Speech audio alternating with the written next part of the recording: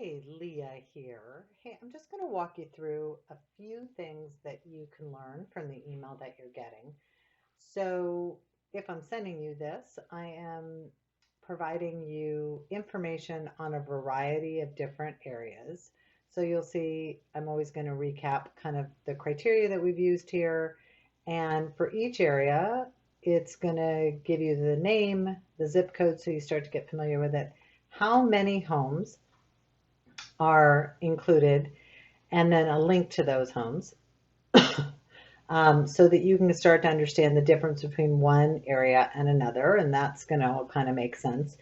But I just thought I'd mention a few things that can kind of be helpful. So even just taking a look and going, okay, there's 13 homes here. Oh, there's 17 homes here. It's not a huge difference, but oh goodness, this drops like a rock to 5 homes. You're already starting to understand where there are more homes that match your basic criteria and price. And then you may see one that's much more than the rest, and that kind of tells you something before you even start looking at the details. Um, and then for each link that's here, I have given you a corresponding summary sheet attached. So I'm just going to pull up one randomly and show you a few things that I'd like you to notice. Um, so this is for one zip code, and it's going to then break it down to how many homes are active and for sale, how many homes are pending, and then depending on what I've chosen, whoops, sorry, how many homes have sold, and in this case, I've gone back 60 days. Super helpful to look at the past because oftentimes we don't have a lot of homes on the market and we can't learn that much from 3 homes. Whereas in this particular case, we've got 3 homes that are active, 5 homes that are pending, and sorry, another 7 homes that have sold. So, we've got 15 homes to learn something from here instead of just 3. Um, so a couple of things to notice that I think is helpful is you can kind of scan the bedrooms. Okay, how often in this area am I getting 3 bedrooms versus 4? Total baths, that's going to sum up your full baths and your half baths. Lot square footage, if the agent filled it out, you'll see kind of a summary here. So that's kind of helpful to be able to eyeball. Estimated square feet, so the square footage of the house, how often are we getting what size? Days on market, how many days was it on the market before it went under contract?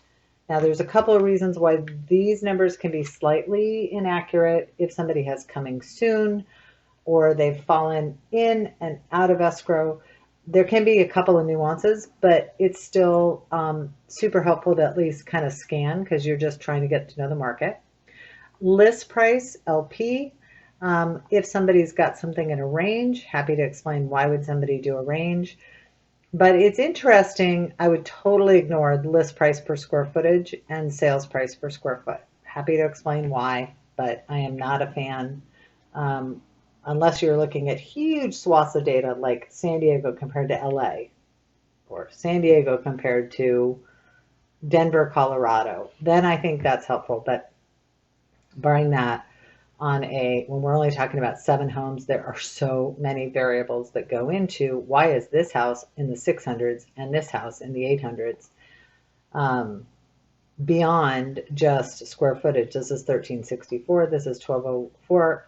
That is not a $200,000 price difference because of 150 square feet difference. So there's so many variables that I'm just not a big fan of that at all. And happy to go into more detail why. But what is helpful is to compare, especially on the sold homes, what was the list price, how many days was it before it went under contract, and what was the sold price. So in this case, this house was 649 to 685, and it sold for 708. Now, it says 9 days. They probably had offers at day 3, and then it took 6 days because they had so many offers. That might have been the case. So this is not like there were no offers until whatever the number of days that are here. When you see something low, 7, 5, 9, I don't normally think of as low, but this first one did definitely get above, so they had multiple offers. It can take a few days to get through the offer process. Anyway, I think it's kind of interesting to scan. Okay, this guy went over. This guy was at 755, but he sold at 755. One quick thing, this is the latest list price when it went under contract. So on a per home basis, I can tell you, did it start out higher? But when they went under contract, they were at 755 and they sold for 755. These guys were 795, they sold for 805. 799, they sold for 100K more, 90K more, 890. 799, let's call that 800, sold for 921. 775 to 825, 860 was its price. 849 to 855. So I think it's super helpful to kind of scan that, and per area you will see bigger or smaller differentials between list price and sold price.